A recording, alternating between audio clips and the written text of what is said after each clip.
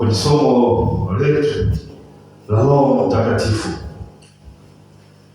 Na somo letu la Roho Mtakatifu ambalo tumekuwa na mwendelezo nao, na wiki iliyopita tuliangalia kazi mojawapo ya Roho Mtakatifu inayohusiana na kushuhudia. Roho yeye anatusaidia katika kushuhudia, ni kwamba anamshuhudia Kristo katika waumini. Kazi mojawapo ya Roho Mtakatifu, kumbuka tuko tunazungumzia juu ya kazi katika Agano Jipya. Kwa hiyo kazi mojawapo ambayo tulikuwa tunaizungumzia ilikuwa ni kazi ya kumshuhudia Kristo. Kwa hiyo yeye ndiye anafanya kazi ya kushuhudia. Kwa hiyo yeye ndiye anaotoa ile nguvu ya ushuhudiaji juu ya watu. Kwa sasa ile nguvu ambayo inaachiliwa katika kushuhudia, tulijifunza kuenda ndani zaidi, na sasa leo tuangalie mambo yanayoambatana na nguvu ya kuhubiri kwa mamlaka. Mambo yanayoambatana na nguvu ya kuhubiri kwa mamlaka. Tunaona kwa uwepo wa Mungu unathibitika. Uwepo wa Mungu unathibitika wakati ambapo Roho wa Mungu, Bwana Yesu asifiwe. Roho wa Mungu anapokuwa nyuma ya yale maneno ambapo muumini anapokuwa anayazungumza aliojawa na Roho Mtakatifu, yale maneno yanapokuwa yanatolewa, wale wanaolisikia yanaachilia nguvu fulani ambayo yale maneno wakiyasikia wanahisi uwepo wa Mungu kabisa upo karibu na wao. Yale maneno ambayo Roho Mtakatifu, yale maneno ambayo Roho Mtakatifu yuko nyuma yake, yule ambaye ni muumini anayejazwa Roho Mtakatifu anapoyazungumza yale maneno yanapoachiliwa, kwa hiyo anaosikia, Bwana Yesu asifiwe, yule anaosikia anahisi uwepo wa Mungu. Bwana Yesu asifiwe. Kwa sababu yale maneno anayosikia nyuma yake yameambatana au yametiishwa na Roho Mtakatifu mwenyewe, si tena maneno ya kawaida. Kwa tunaona kabisa uwepo wa Mungu unazilika katikati watu, hata katika wanaosikia. Ndio maana katika ile Yohana 16:7 anasema, naye atakapokuja huyu atawahakikishia kwa habari, atawahakikishia ulimwengu kwa habari ya dhambi, hukumu na haki. Sasa unakuta yale maneno watu wanapoyasikia, sasa unakuta mioyo yao inaanza kuchoma, mioyo yao inaanza kuguswa. Unakuta mtu anaanza hata kutoa machozi, mwingine anaanza kulia, si kwa sababu ya kilio cha kawaida ambacho kimetokana pengine na huzuni ya kibinadamu, bali inatokana na ule mguso wa ile neno analosikia ambalo nyuma yake lina hiyo hofu ya Mungu, kwa anahisi kuona uwepo wa Mungu katika lile. Kwa katika hali ya namna hiyo, yule mtu sasa anaanza kuhisi ndani yake ile huzuni ya kimungu inamwingia. Hata wakati mwingine pia anaanza kuhisi hata kulia. Ndio Petro alipokaa mbele ya Bwana Yesu pale, alisema, ondoka kwangu wewe, kwa sababu mimi ni mwenye dhambi. Bwana Yesu asifiwe. Na wakati mwingine neno linapoachiliwa, kwa sababu nyuma yake ina nguvu ya Roho Mtakatifu, inaweza likaachilia faraja kwa mtu ambaye alikuwa kama tamaa, na wakati mwingine inaweza likaachilia hata toba. Mtu anaanza kuwa anatoba bila kulazimishwa. Bwana Yesu asifiwe. Kama Mtakatifu Petro alitume Petro, tunaona pale katika Injili, katika Injili zote za tunasoma Injili zote nne, tunakiona hilo kisa. Anasema, ondoka kwangu maana mimi ni mwenye dhambi. Kwa sasa kwa ile inaachia hali ya toba bila kulazimishwa. Mtu anajiona kwamba yeye ni mwenye dhambi na anahitaji rehema sana. Kwa sasa lakini wengine tena uwekwa na upako wa Roho Mtakatifu. Tena uwekwa na upako wa Roho Mtakatifu. Mungu tunatazama mambo yanayoambatana na nguvu ya kuhubiri kwa mamlaka. Kwa upako ndio unaofanya yale maneno sio mtumishi wa Mungu aliyojawa na Roho anapoyazungumza yasionekane tena ni maneno ya kawaida, kwa sababu yawe ni uhai na uzima. Yeye anayozungumza hayo tena maneno ya kawaida, ni kwa sababu yamewekwa nguvu na Roho Mtakatifu. Maana sasa ukisoma ile Isaya 61 ile mstari wa kwanza, tusome kidogo Isaya 61 mstari wa kwanza. Isaya 61 mstari wa kwanza. Isaya 61 mstari wa kwanza inasema, Roho wa Bwana Mungu juu yangu, kwa sababu Bwana amenitia mafuta niwahubiri wanyenyekevu habari njema. Imenituma ili kuwaganga waliovunjika moyo, kuwatangazia mateka uhuru wao, na hao waliofungwa habari ya kufunguliwa kwao. Bwana Yesu asifiwe sana. Kwa hiyo kwa sababu ya lile neno limetiwekwa upako na Roho Mtakatifu, ndio maana anasema Roho ya Bwana Mungu juu yangu, kwa sababu Bwana amenitia mafuta. Kwa lile neno analozungumza linaachia uponyaji, linaganga mioyo iliyovunjika. Lakini pia kuna ubiri lenye matokeo, neno ambalo linaweza kuashiria mabadiliko, neno ambalo linakuwa linaweza kuachilia uso unaweza kumbadilisha mtu.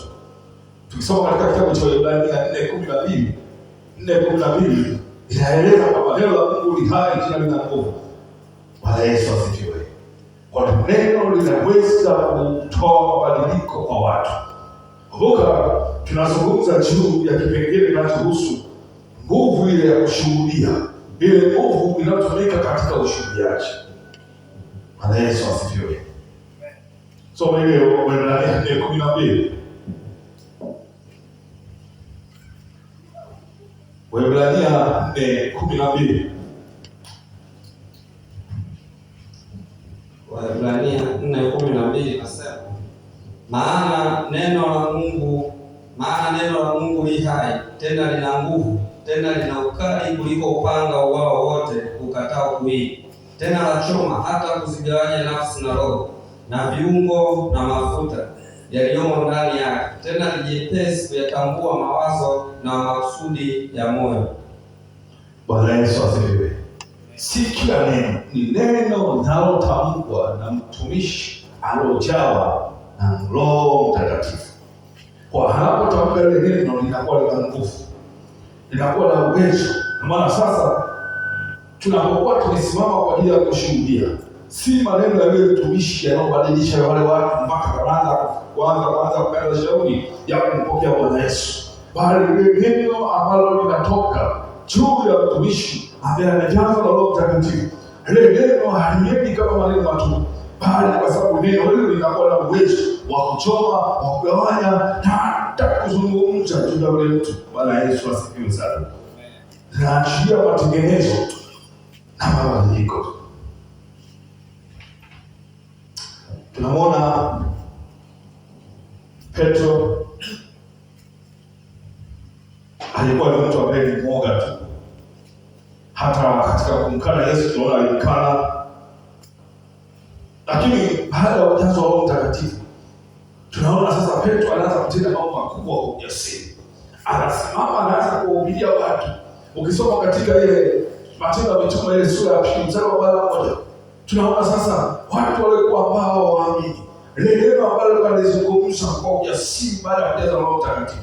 Biblia inasema wakampokea Bwana watu wapatao 3,000. Bwana Yesu asifiwe. Na hii ni matokeo ya neno ambalo linaweza kuweza mabadiliko. Watu wakachomewa. Tusome ile Matendo ya Mitume 2 na ule mstari wa 1. Matendo ya Mitume 2 mstari wa 1 yasema, nao walipokea neno lake wakabatizwa, na siku ile wakaongezeka watu wapata 3,000. Biblia inasema walipokea. Neno lazima likaja, lakini watu wasilipokee. Kwa hiyo wakakata shauri, wakaliamini, wakaamua kumfuata huyu Yesu. Kwa hiyo tunapokuwa tumejaza Roho Mtakatifu, tunamwona Petro wakati ule na Petro wakati wa pili. Petro wakati ule hata Yesu alipoondoka duniani, tunaona kabisa kwa katika kipindi ambacho alikuwa Yesu ameshakufa, anasikia hajafufuka. Tunaona Petro huyu aliweza kuwashawishi hata baadhi ya wanafunzi wake wale wakaenda kurudia kazi ile ya zamani ya kuvua samaki. Bwana Yesu asifiwe. Lakini baada ya kujazwa na Roho Mtakatifu katika Matendo ya Mitume sura ya 2 tunaona ujio wa Roho Mtakatifu. Tunaona sasa Petro anabadilika. Hapo tena Petro yule anaanza kuhubiri neno kwa ujasiri.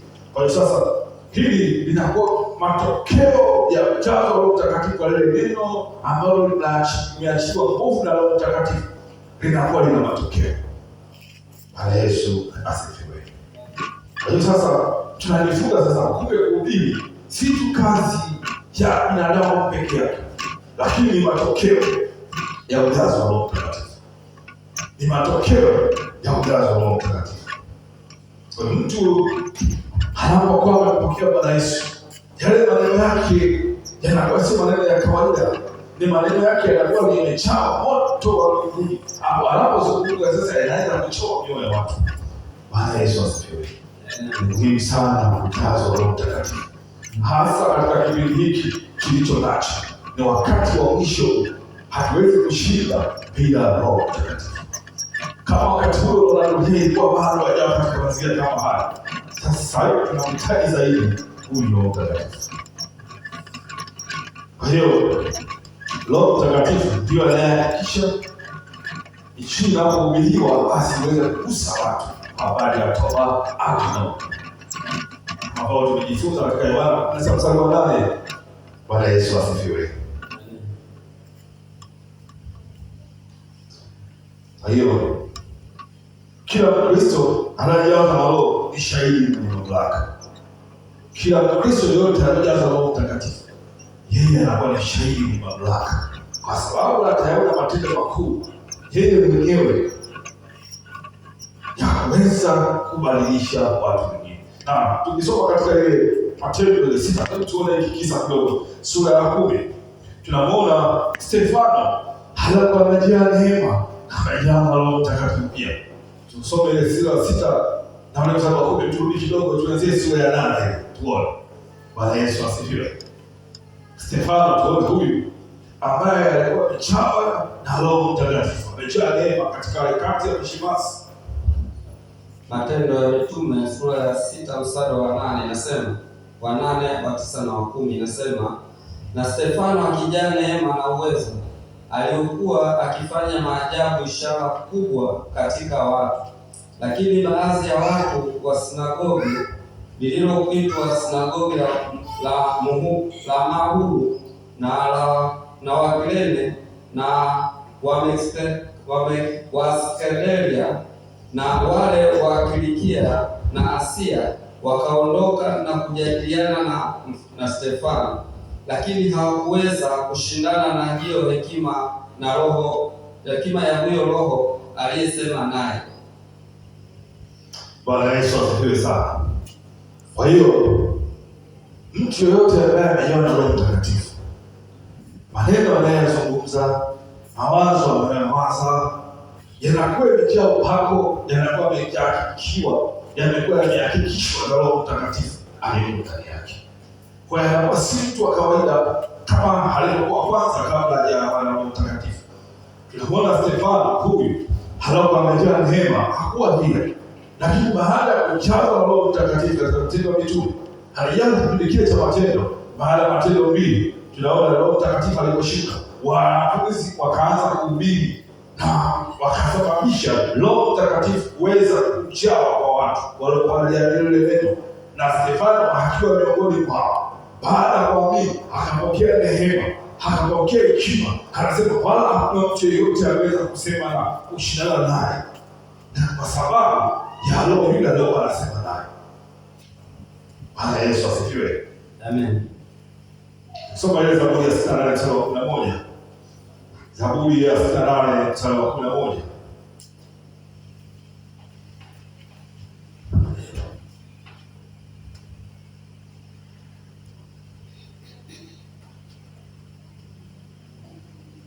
Zaburi 68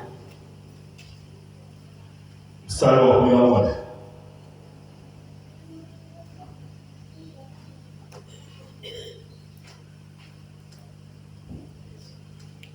Zaburi 68 mstari wa 11 nasema, Bwana alitoa neno lake, wanawake watangazao habari ni jeshi kubwa. Bwana alitoa neno lake na wateule walitangaza, walikuwa jeshi kubwa. Au jeshi kuu, tafsiri tu ya Kiswahili.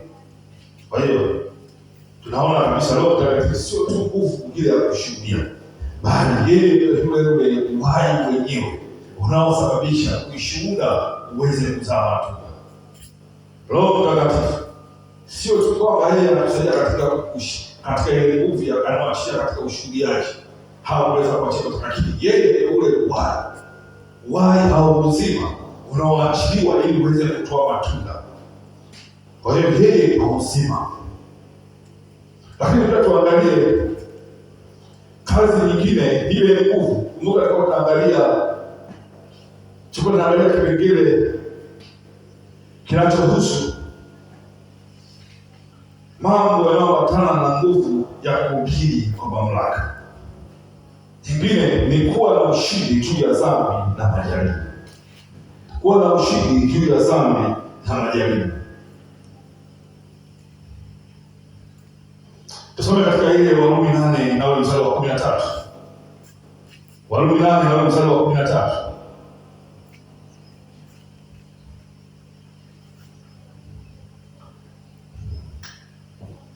Warumi 8 na mstari wa 13.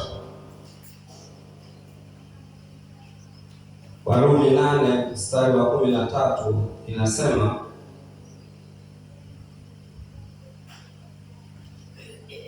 kwa maana kama tukiishi kwa kufuata mambo ya mwili, twataka kufa, bali kama tukiafisha matendo ya mwili, kwa Roho mtaishi. Bwana Yesu asifiwe sana. Biblia inasema, kwa maana kama mkiafisha matendo ya mwili, kwa Roho mtaishi. Ukiangalia ile mkiafisha ni kama mkiangamiza. Kwa maana kama mkiangamiza matendo ya mwili kwa Roho. Nini maana yake katika hili andiko? Paulo anatueleza katika kanisa katika Warumi. Hili linamaanisha kwamba nguvu za mwili na jitihada za kimwili haziwezi kusababisha sisi tukayahua matendo ya mwili au tukahua ile asili ya binadamu ya mwanzo kabla mtu hajafanya kuwa mke. Jitihada za kibinadamu haziwezi kumfanya mtu hawezi kuua yale matendo ya asili ya binadamu ya mwanzo kabla ya kupokea Roho Mtakatifu. Bwana Yesu asifiwe. Kwa hiyo yale matendo ya mwili ambayo ni chuki, unakuta ni wivu, masengenyo, tamaa, hayo yote yanatokana na ile asili ya binadamu, asili ya mtu wa kale. Kwa hiyo hakuna mwanadamu aina yote ambaye anaweza akayaua yale matunda ya giza au akayaficha yakayaua kabisa, katika mtu kinakufa ni kwamba hakiwezi kujaiuka tena. Bwana Yesu asifiwe. Pia Roho Mtakatifu ndio mwenye hiyo mamlaka ya kuweza kuficha kabisa. Alikuwa neno la Mungu linasema, kwa maana mkiangamiza matendo ya mwili kwa Roho mtaishi. Nini maana mtaishi? Kwa ndio uzima wenyewe utakaa ndani yetu. Kwa sasa ni sisi wenyewe tu kwamba tumruhusu Roho Mtakatifu ili aweze kuingilia kati. Yeye ndio anaotusaidia anapoingia ndani ya mioyo yetu, anauchukua ule udhaifu wa kimwili ambao akili ya kibinadamu hauwezi kuishinda hii nguvu ya mwili na matunda ya mwili ambayo yako ndani yetu kwa asili ya kibinadamu. Yeye anachukua ule udhaifu wa kimwili unaoshindwa kwa nguvu ya Mungu kupitia Roho Mtakatifu ambaye yuko ndani yetu. Kwa hiyo wakati tunapoendelea kumpokea, ndivyo ambavyo hii nguvu ya giza inapokosa nguvu. Bwana Yesu asifiwe. Bila hivyo hakuna maadamu yoyote mwenye kuweza kuua haya matendo. Hayupo.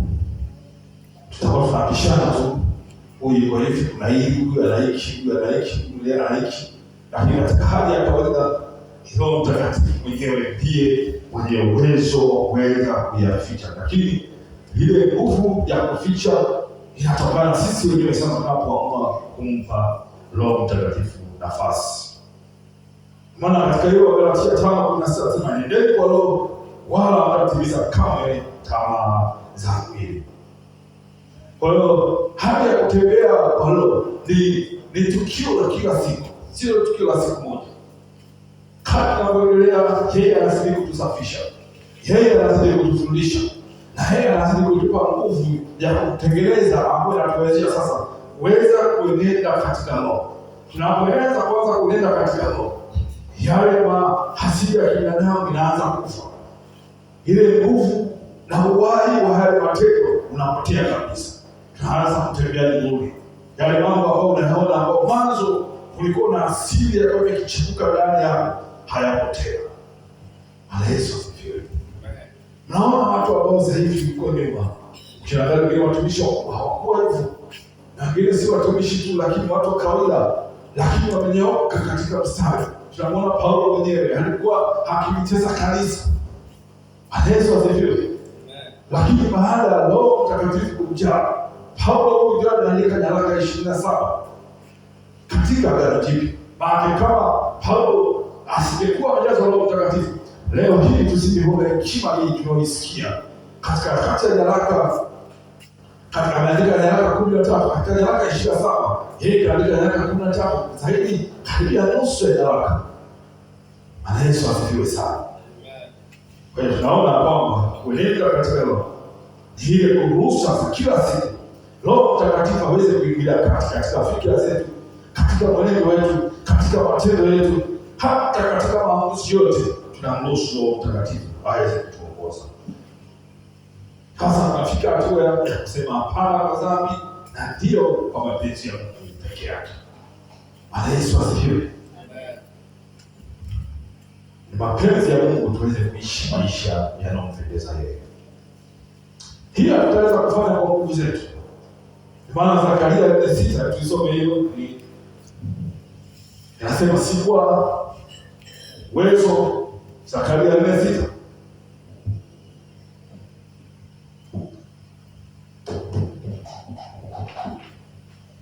Zakaria 4:6 nayo inasema, akajibu akaniambia akisema, hili ndilo neno la Bwana kwa Zerubabeli kusema, si kwa uwezo wala si kwa nguvu, bali ni kwa Roho yangu, asema Bwana wa majeshi.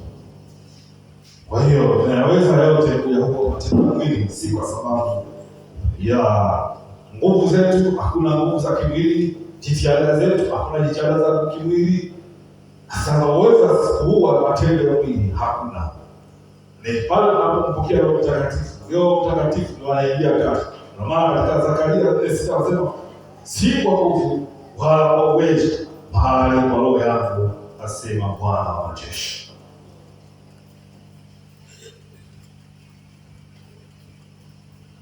Bwana kienda leo unaona katika Warumi 8:6, Warumi 8:6,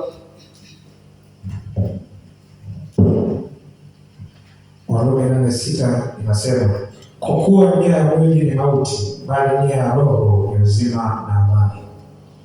Kwa hiyo Roho Mtakatifu yeye ndio anaotushinda ndani yetu. Kwa sababu kusoma katika hili, kwa kuwa nia ya mwili ni mauti, bali nia ya Roho ni uzima na amani. Kwa hiyo nia ya mwili siku zote ni mauti, yaani matendo ya giza, na nia yake siku zote tukifuata mwili, na maana itatupeleka katika kutofanya mapenzi kwenda kinyume na mapenzi. Lakini pale ambapo sasa tunapokosa kufuata, tunakwenda na nia ya Roho ambayo ni uzima na amani. Kwa hiyo sasa Roho Mtakatifu anakuwa ni mshindi ndani yetu. Yeye ndiye anapigana badala yetu sisi. Hatutaki kutumia nguvu, tunahitaji kumkaribisha kwa mapenzi yake. Tunapomkaribisha, basi tunamruhusu yeye mwenyewe aweze kukaa ndani yetu. Bwana Yesu asifiwe sana. Na yeye anaanza kupigana na yale ambayo yanatushinda. Anapigana na kila asili, anaanza kutubadilisha hatua kwa hatua, mpaka sasa katika kiwango cha kuwa watimilifu wenye sura ya Kristo inayomfanana. Lakini pia tunakuwa nguvu ya kuishi maisha ya utakatifu, si tu nguvu ya kufanya matendo ya ishara na miujiza.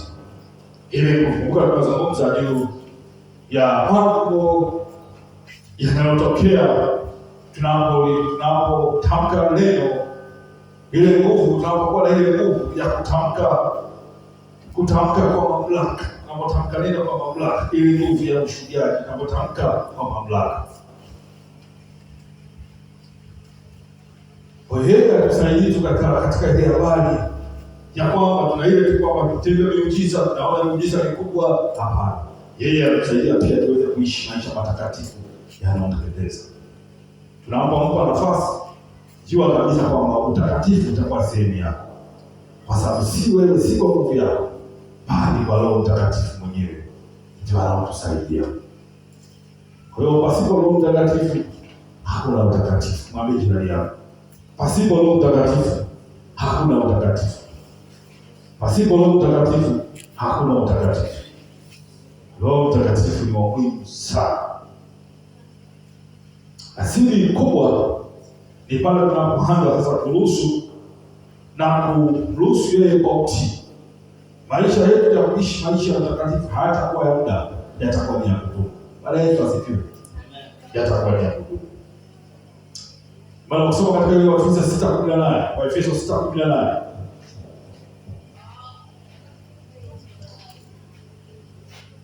Waefeso 6:18 nayo inasema, kwa sala zote na maombi kisali kila wakati katika Roho, mkikesha kwa jambo hilo na kudumu katika kuombea watakatifu wote.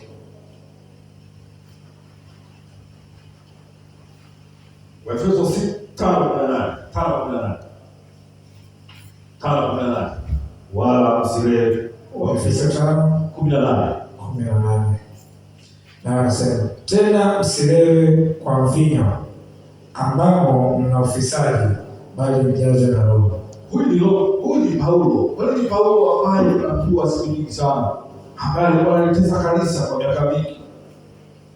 Tunamwona anajenga si ajabu sana kuweza kutufunua Roho Mtakatifu.